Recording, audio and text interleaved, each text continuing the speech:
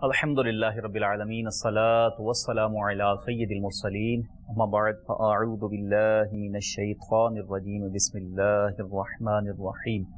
अस्सलातु वस्सलामु अलैका या रसूलल्लाह व अला आलिका व अस्हाबिका या हबीबल्लाह अस्सलातु वस्सलामु अलैका या नबियल्लाह व अला आलिका व अस्हाबिका या नूरल्लाह। मदनी चैनल के नाज़रीन, मदनी चैनल के सिलसिले तकलीफ़ नहीं राहत पहुँचाइए में एक नए मौजू के साथ, और ऐसा मौजू के जिससे हर शख्स का वास्ता पड़ता है, उसमें कुछ नए मदनी फूलों के साथ हाजिर हैं। आपको खुशामदीद कहते हैं। आप अच्छी अच्छी नीयतों के साथ इस सिलसिले में आखिर तक हमारे साथ रहिएगा। आइए सबसे पहले दुरूद पाक की फ़जीलत सुनते हैं। फरमाने मुस्तफ़ा सल्लल्लाहु ताला अलैहि वालिहि वसल्लम, जिसे ये पसंद हो कि अल्लाह अज़्ज़ा वजल की बारगाह में पेश होते वक्त अल्लाह अज़्ज़ा वजल उससे राज़ी हो, उसे चाहिए कि मुझ पर कसरत से दरूद पढ़े। सल्लु अलल हबीब सल्लल्लाहु ताला अला मुहम्मद व अला आलिहि व सहबिहि व बारक वसल्लम। मदनी चैनल के नाज़रीन, हमें ज़िंदगी में मुख्तलिफ़ अय्याम में मुख्तलिफ़ मौक़ों पर सफ़र दरपेश रहता है, बल्कि हकीकत में तो हमारी ज़िंदगी ही सफ़र पर मुश्तमिल है। और अगर हकीकत में देखा जाए तो हम सफ़र आखिरत की तैयारी के लिए यहाँ भेजे गए हैं। तो देखा जाता है कि जो हमारे दुनियावी सफ़र हैं, बाज़ औक़ात हमारे सफ़र दुनियावी मकासद के लिए होते हैं, बाज़ औक़ात दीनी मकासद के लिए भी होते हैं, जैसे हरमैन शरीफैन की हाज़िरी, हज का सफ़र, उम्रे का सफ़र, बारगाह रिसालत मआब सल्लल्लाहु अलैहि वालिहि वसल्लम की हाज़िरी का मुबारक सफ़र। तो इंशाअल्लाह अज़्ज़ा वजल दोनों जो तरह के असफ़ार हैं, सफ़र हैं, ट्रैवलिंग्स हैं, इनके बारे में हम सुनेंगे कि इन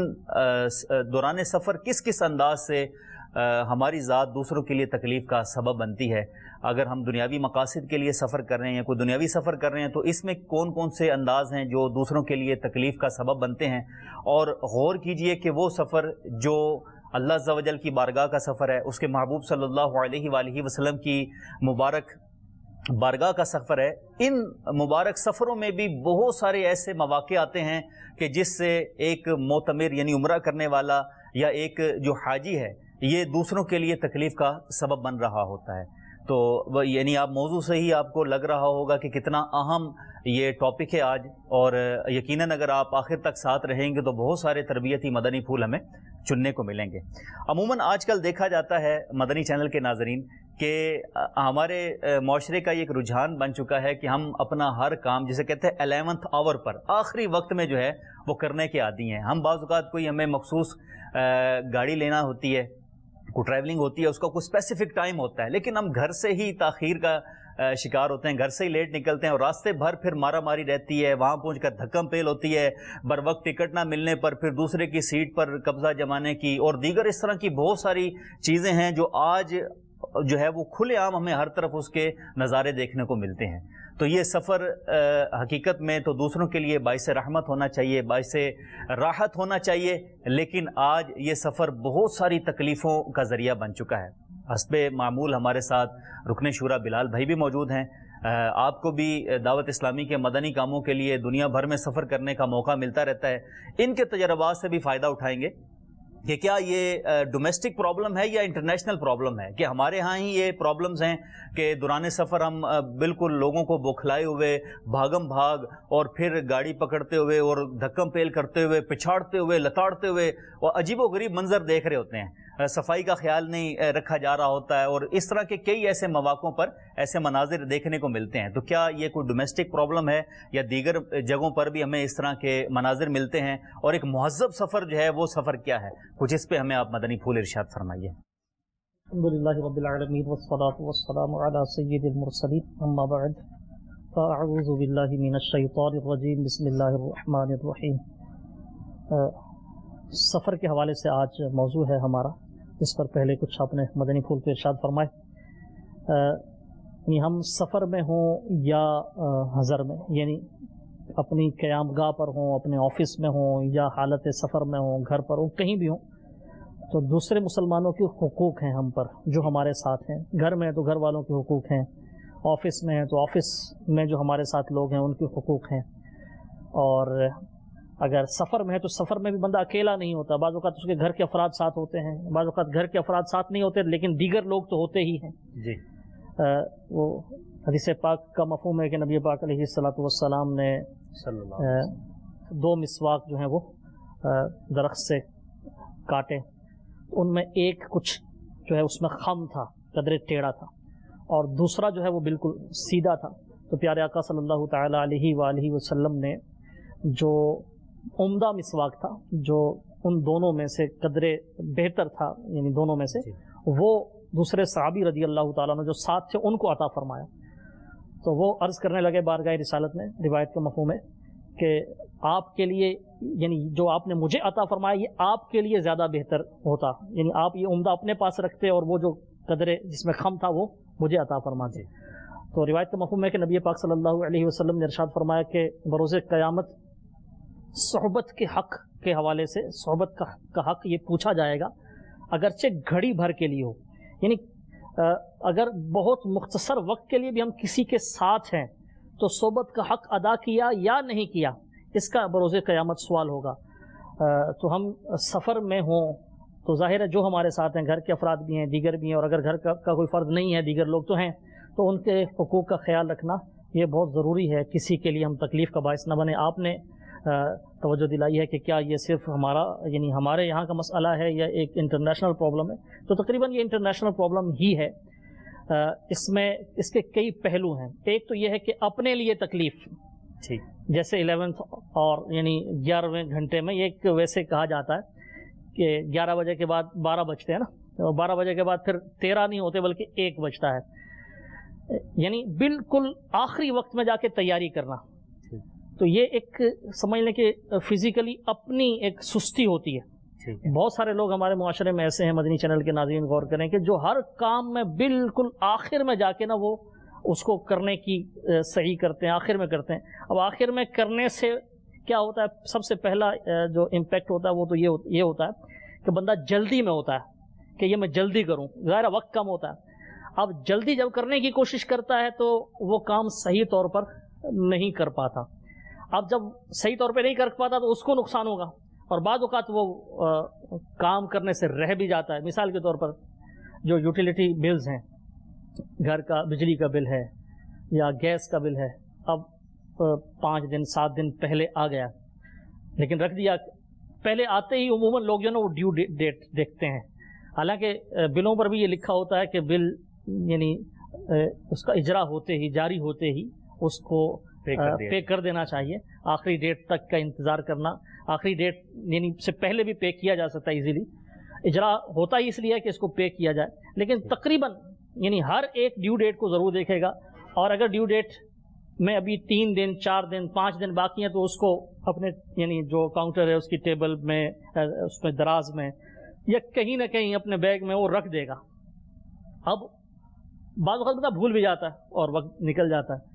اور اگر آخری دن وہ جمع کروانے کے لیے جاتا ہے یا تو کئی دفعہ ایسا ہوتا ہے کہ اس کو بہت سارے کام چھوڑ کے جانا پڑتا ہے، جلدی کرنی پڑتی ہے، بعض اوقات سستی کی وجہ سے، عدم توجہی کی وجہ سے، بھول جانے کی وجہ سے رہ بھی جاتا ہے۔ تو یہ ایک مثال ہے۔ اس طرح بہت سارے کاموں میں، سفر میں بھی اوورآل دیکھا جائے تو دنیا بھر میں ایک بہت بڑی تعداد ایسی، ہمارے یہاں تھوڑی ریشو زیادہ ہوگی، کہ جو بالکل آخری وقت میں جا کے تیاری کرتے ہیں۔ اب جانا ہی ہے، پہلے سے پلان ہے کہ فلاں دن جانا ہے، تو اپنا بیگ پہلے تیار کر لیں، اپنا سامان ساتھ لے لیں، جو ضرورت کی اشیاء بعض اوقات گھر میں موجود نہیں ہوتی، خریدنی پڑتی ہیں، تو پہلے سے خرید لیں۔ اور اگر سفر کے لیے پہلے سے سیٹ وغیرہ ریزرو کروانی ہے، جیسے بائیر سفر ہے، بائیر آپ ایک ملک سے دوسرے ملک جا رہے ہیں، حرمین طیبین کا سفر، حرمین طیبین کا سفر تو خیر اس کا مزے ہی الگ ہے، تو اس کی تو پلاننگ بہت پہلے سے ہوتی ہے، لیکن اس میں بھی حرمین طیبین کے سفر میں بھی جیسے گورنمنٹ کی سکیم ہمارے یہاں ہوتی ہے کہ فلاں تاریخوں میں حج کی درخواستیں بینکوں میں وصول کی جاتی ہیں، تو اگرچہ ارادہ کئی مہینے پہلے سے ہوگا، لیکن اب وہ جیسے ہی اناؤنسمنٹ ہوئی پہلے دن ہی جا کے کروا دیں، پہلے دن نہیں کروائیں گے، آخری دن تک انتظار کریں گے۔ اب آخری دن کروانے جائیں گے تو رش زیادہ ملے گا، لمبی قطاروں میں، پھر لمبی قطاروں میں، پھر وہ فارم جلدی میں فل کیا، پراپر انداز سے فل نہیں ہو سکا، جو ڈاکومنٹ ساتھ اس کے ریکوائر تھے، ساتھ اپلیکیشن کے لگانے تھے، وہ پورے نہیں ہو سکے، تو پھر اس سعادت سے محروم بھی رہ سکتے ہیں۔ تو اسی طرح اگر ریزرو کروانی ہے سیٹ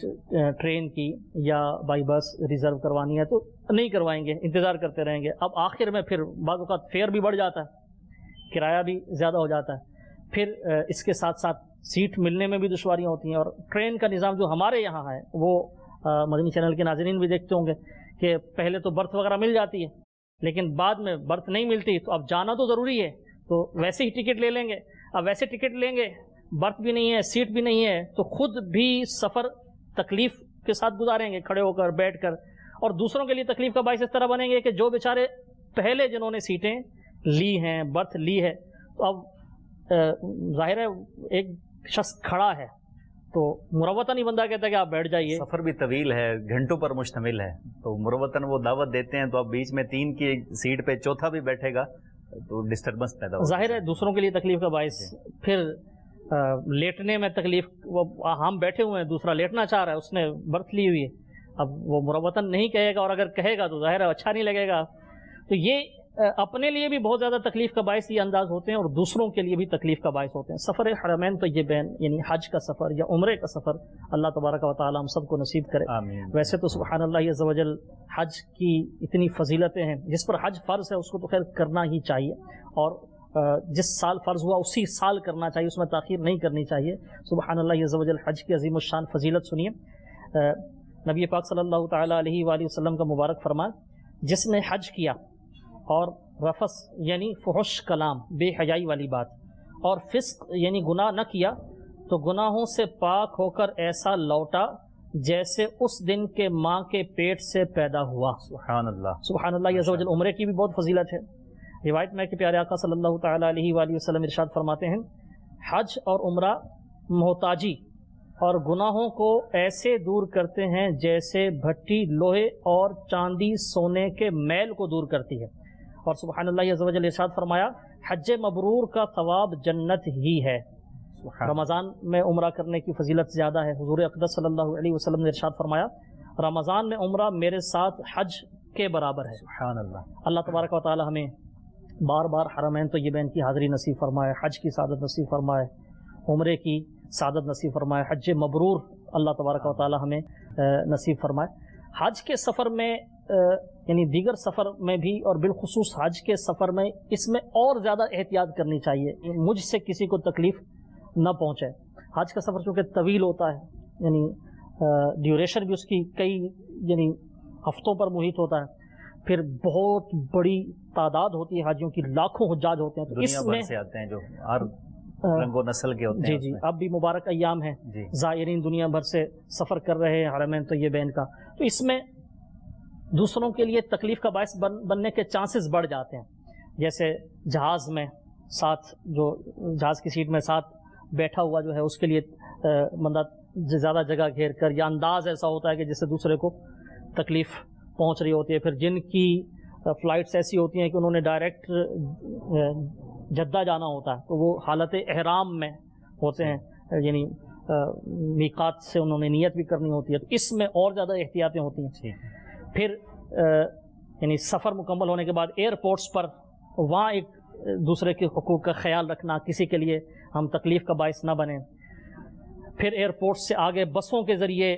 مدینہ طیبہ میں ہوٹل تک، یا جدہ سے مکہ جو قیام گاہ ہے وہاں تک ہوٹل تک پہنچنا، اس میں ہر کسی کی یہی کوشش ہوتی ہے کہ میں جلدی پہنچوں. پھر سامان بھی ہوتا ہے اچھا خاصا، اپنے سامان کی حفاظت کے لیے دیگر سفر میں بھی. اور اس دوران بھی دیکھا گیا کہ لوگ اپنے سامان کی تو حفاظت کرتے ہیں، اپنے سامان کو سنبھال کے رکھتے ہیں، لیکن دوسرے کے سامان کو آگے پیچھے کرتے ہیں. یعنی مثال کے طور پر اپنا بیگ تھوڑا فاصلے پر پڑا ہے اور سامنے 2 یا 3 بیگ اور پڑے ہیں، تو ان کو دائیں بائیں اس طرح ہٹا کے گرا دیا یا پھینک دیا اور اپنے سامان کو اپنی قریب کر رہے ہیں. تو اس طرح بہت سارے انداز ہوتے ہیں کہ اپنے سامان کیبن ہوتا ہے، اس میں جگہ 2 پیسنجر کے لیے، تو اپنے اس کیبن میں اپنا ہی سامان رکھ دیں گے، دوسرے پیسنجر کی جگہ اس انداز سے رکھیں گے کہ دوسرے کا نہیں آ سکے گا. یا ایک چیز جو ہے وہ یعنی ہوائی جہاز کے اندر، پلین کے اندر تو گود میں سامان نہیں رکھنا چاہیے، اس کی اجازت نہیں ہوتی، یا سیٹ کے نیچے رکھیں یا پھر اوپر کیبن میں رکھیں. اگر اس میں کوئی مقدس کاغذات وغیرہ نہیں ہے، کوئی کتابیں وغیرہ نہیں ہے، تو پھر آپ سیٹ کے نیچے بھی رکھ سکتے ہیں. لیکن ویسے بس وغیرہ میں چھوٹا موٹا سامان جیسے ہینڈ بیگ ہے وہ گود میں رکھا جا سکتا ہے، لیکن اس کو بھی اوپر رکھ کر یا جیکٹ اتار کر اس کو اوپر رکھ دیتے ہیں عام سفروں میں بھی،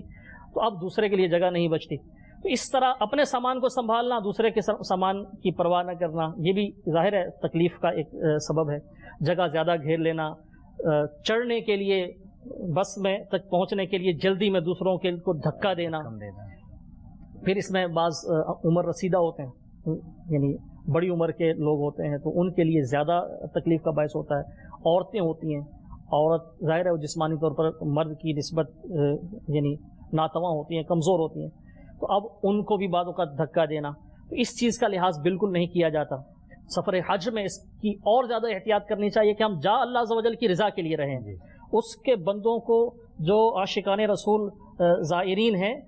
وہ بھی سفر حج میں ہمارے ساتھ ہیں، ان کے حقوق ہم زیادہ خیال رکھیں تاکہ اللہ تبارک و تعالی ہم سے راضی ہو۔ اب وہاں یعنی بس کے ذریعے ہوٹل تک پہنچے تو ہوٹل میں پھر اپنے روم، بعض اوقات ایک روم میں دیگر لوگ بھی ہوتے ہیں،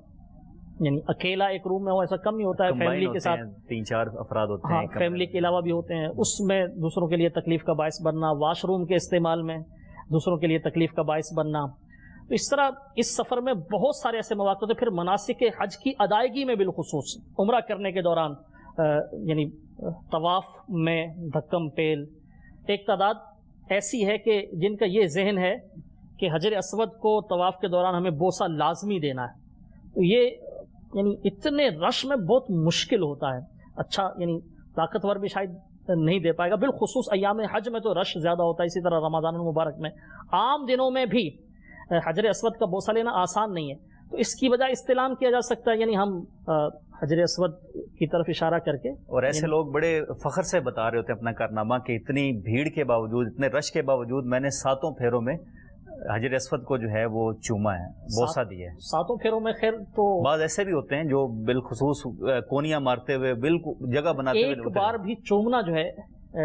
بالخصوص سفر حج کے دوران، جب ان دنوں میں یا رمضان المبارک یا رش کے دنوں میں ایک بار بھی چومنا، یہ جو میرا اپنا ایک مشاہدہ ہے کہ شاید 20 لوگوں کو تکلیف دینے کے بعد ممکن ہو سکتا ہے، اور یہ بھی میں نے 20 کا شاید سینکڑوں، کیونکہ وہ ایک یعنی ایسا رش ہوتا ہے کہ آدمی کے ساتھ آدمی ہوتا ہے، اگر آپ نے کسی ایک کو تھوڑا سا پش کیا، دھکا دیا، تو وہ یہ اثر دوسرے تک پہنچے گا، دوسرے کا تیسرے تک پہنچے گا۔ اب اگر کوئی ایسے میں کوئی طاقتور تھوڑا جو ہے وہ جیسے تیسے آگے بڑھتا ہے حجر اسود کی طرف، تو اب وہ ظاہر ہے کتنوں کو تکلیف پہنچ رہی ہوگی۔ پھر چلیں بوسہ نہیں بھی دے رہے، تب بھی چلنے کے دوران دھکے لگتے ہیں۔ حرم شریف میں بعض ایسے ہوتے ہیں، پہلے 3 پھیروں میں رمل کیا جاتا ہے، اب رمل میں دوڑنا نہیں ہوتا، لیکن یہ مشاہدہ ہے کہ کئی لوگ دوڑ رہے ہوتے ہیں، یہ دوڑنا نہیں ہوتا بلکہ وہ کندھے ہلا کے چلنا ہوتا ہے، تھوڑا چھوٹے چھوٹے قدم کے ساتھ جو ہے وہ جوانوں کی طرح روب، جی تھوڑا ایک جوانوں کی طرح قوی انداز میں طاقتوروں کی طرح چلنا ہوتا ہے، یہ سنت ہے۔ تو اب اس میں ایسا انداز اختیار کرنا کہ دوسروں کو دھکے لگ رہے ہیں، دوسروں کو تکلیف پہنچ رہی ہے، ظاہر ہے یہ درست نہیں ہے، جائز نہیں ہے، اور وہ بھی حرم شریف کے اندر حجر اسود کا فرمایا۔ اسی طرح ایک تعداد ہے جو باب کعبہ شریف ہے، اس کو ہاتھ لگانا، یہاں پر دعا مانگنا، اس تک پہنچنے کے لیے بھی سیم یہی انداز اختیار کیا جاتا ہے۔ اور اس میں ایسے بھی ہوتے ہیں کہ جو کہتے ہیں کہ بالکل جتنا قریب ہو کر کریں گے بے شک اس کا ثواب ہے، لیکن اس قریب میں رہنے کے لیے جب انہیں طواف کرنا پڑتا ہے تو کتنی مشقت خود برداشت کرتے ہیں اور کتنوں کو وہ تکلیف پہنچا رہے ہوتے ہیں اس معاملے میں۔ یہ حتیم کے اندر کا ہوتا ہے، حتیم اگرچہ ان دنوں میں ایسی بند کر دیا جاتا ہے، باہر سے ترکیب ہوتی ہے، لیکن کئیوں کا دن ہوتا ہے کہ حتیم کے اندر جا کے نفل پڑھیں، یا مقام ابراہیم پر جو وہ بنا ہوا ہے تو وہاں اس کو چوم لیں یا اس کو مس کر لیں، تو اس طرح کوئی بھی انداز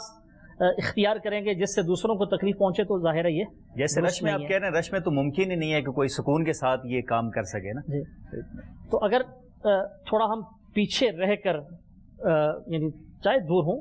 اس انداز سے کہ کسی کے لیے ہم تکلیف کا باعث نہ بنے، اگر اس انداز سے ہم طواف کریں گے تو انشاءاللہ اپنے لیے بھی آسانی ہوگی، دوسروں کے لیے بھی آسانی ہوگی۔ یوں ہی سعی کے دوران صفا اور مروہ کی سعی کی جاتی ہے، 7 پھیرے، اس میں بھی بعض لوگ جو ہیں وہ دھکے دیتے ہوئے جا رہے ہوتے ہیں، جو وہ سبز لائٹوں کے بیچ میں دوڑتے ہیں، وہاں دوڑتے اس انداز میں کہ دوسروں کو دھکے لگ رہے ہوتے ہیں۔ نماز حرم شریف میں نماز ادا کرنے کے دوران جگہ گھیر لینا، تو یہ سب دوسروں کے لیے تکلیف کا ذریعہ بن سکتے ہیں۔ پھر مناسک حج کی ادائیگی میں مینا شریف میں جو قیام ہوتا ہے خیموں میں ہوتا ہے. اب خیمے میں دوسروں کے لیے جگہ تنگ کر دینا، سامان اپنا اس انداز سے رکھنا کہ وہ جگہ زیادہ گھیرے، پھر واش روم کے استعمال کے حوالے سے، پھر میدان عرفات کی حاضری، سفر میں آنے جانے میں، گاڑی میں ہیں یا پیدل جا رہے ہیں تو دوسروں کے لیے تکلیف کا باعث بننا، پھر واپسی پر مزدلفہ قیام ہوتا ہے، پھر واپس آتے ہیں مینا شریف میں، مینا شریف سے جمرات شیطان کو جو کنکریاں ماری جاتی ہیں اس کے لیے جانے میں رش میں جانا اور دھکم پیل کرنا.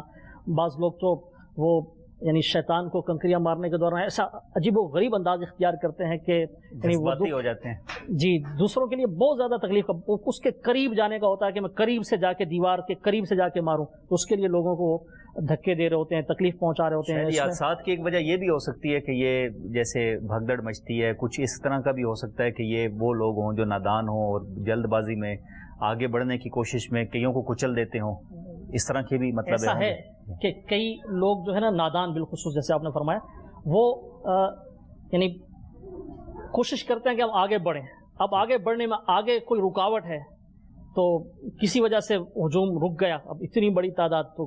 کوئی اوپر نیچے ہوا تو بھگدڑ کی صورت بن جاتی ہے، لوگ اس میں شہید ہوتے ہیں، کچلے جاتے ہیں، زخمی ہو جاتے ہیں. ایسی یعنی وہ سخت قسم کی گھٹن ہو جاتی ہے، سانس لینا مشکل ہو جاتا ہے. بہرحال حجاج کو اس پر صبر پر انشاءاللہ اجر و ثواب بھی بہت ملے گا، لیکن ہمیں جو ہے وہ دوسروں کے لیے تکلیف کا باعث نہیں بننا. پھر سفر حج میں جو بطور خاص منع کیا گیا، جھگڑے سے منع کیا گیا. اللہ تبارک و تعالیٰ قرآن پاک میں ارشاد فرماتا ہے، سورہ بقرہ کی آیت نمبر ہے 197، اللہ عز و جل ارشاد فرماتا ہے فلا رفث ولا فسوق ولا جدال فی الحج.